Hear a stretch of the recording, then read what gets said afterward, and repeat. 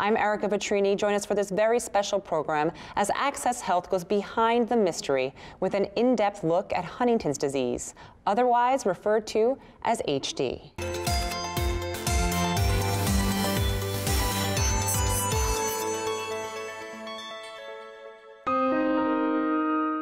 It's certainly the thing that gets me up every day. The thing I have the most passion for is taking care of these patients.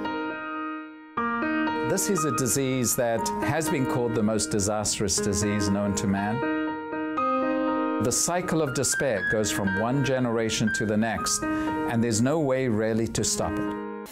The simplest definition of Huntington's disease is that it's a purely genetic neurodegenerative disorder. To unpack those words, purely genetic means if you inherit the gene, you will get the disease. If you don't have the gene, you won't get the disease. Huntington captures it all because it has mental illness, it has movement disorder, it has depression, and there's been, till now, very little hope that you can change the illness. One of the most common symptoms of Huntington's disease is chorea. And in fact, some people refer to the disease instead of Huntington's disease, they may say Huntington's chorea.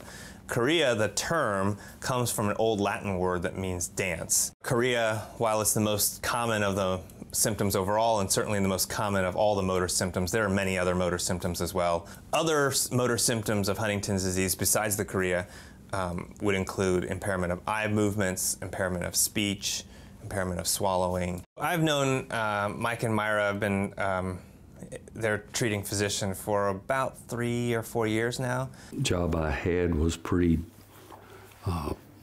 task-oriented, and I couldn't do a lot of the tasks involved anymore. And that's, you know, that's discouraging. That's disheartening. Just me not being able to do my job like it should. His doctor at that time said, maybe it's time to see a neurologist. I think I see a little more than I did the last time. So we talked about it and decided that that's what we needed to do.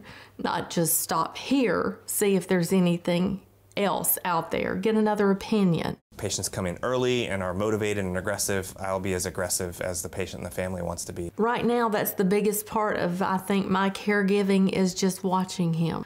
I want to know the first time he falls, he trips for no reason, you know.